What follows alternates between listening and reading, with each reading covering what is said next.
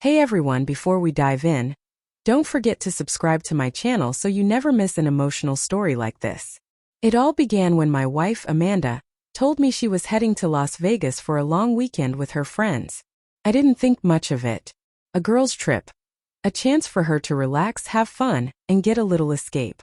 I trusted her completely. After 8 years of marriage, I believed our relationship was built on honesty and trust. I packed her bags, gave her a hug at the airport, and wished her an amazing time, completely unaware that the next few days would completely shatter the foundation of everything I thought I knew about our marriage. At first, Amanda texted me constantly, sharing pictures of the hotel, the pool, and the nightlife. I smiled, happy to see her enjoying herself.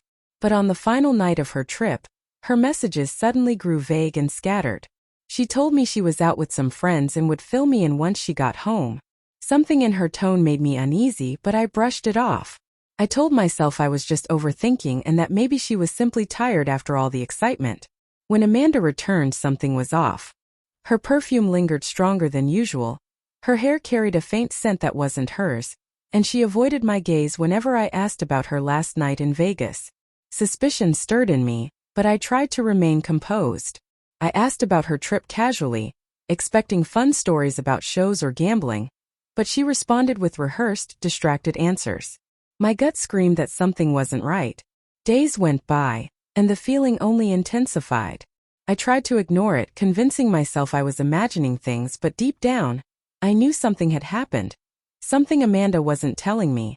I approached her gently, asking if everything had been okay, and if she had been honest with me. She brushed it off, smiling, but the warmth in her eyes was gone. Something was broken and I couldn't yet name it. Then I discovered the truth. A mutual friend let something slip during a conversation.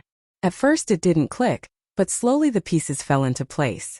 Amanda had attended a swinger party in Vegas. She had spent the night with another man, completely unfaithful. My world stopped. I couldn't breathe. Every memory, every laugh, every promise we shared suddenly felt tainted by betrayal. I confronted Amanda immediately. She didn't deny it, didn't cry, didn't beg. She simply admitted it. Her expression was blank, almost numb. "It was just one night," she said quietly, as if that explained everything. But it didn't. That one night destroyed the trust that had taken years to build. I realized then that some boundaries once crossed cannot be repaired. I spent hours pacing the house, replaying events, trying to make sense of it. How had I missed the signs? How could someone I loved so deeply do this without hesitation? Friends and family offered comfort, suggesting forgiveness, counseling, or reconciliation. But I knew that nothing would restore the trust that had been shattered. The decision came swiftly. That night, I told her the marriage was over. I couldn't look her in the eyes and pretend everything was fine. I couldn't share my life with someone who had betrayed me so completely.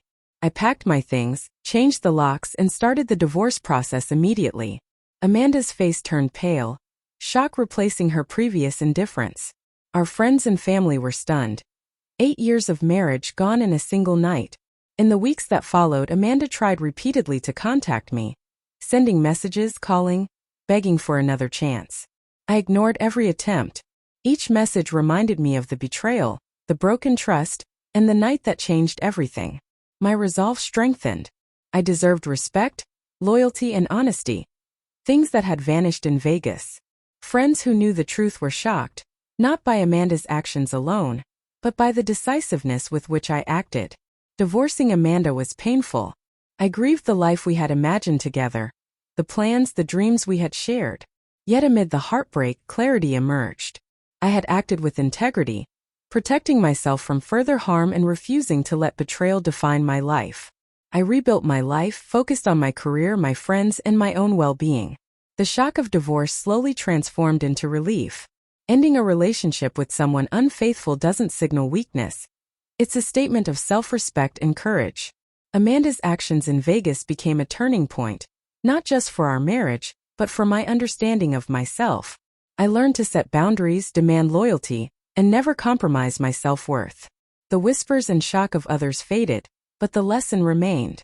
Looking back years later, I see that night in Vegas not with bitterness, but with clarity. Amanda's betrayal closed one chapter, but it opened another. One in which I am stronger, wiser, and unwilling to compromise my self-respect ever again.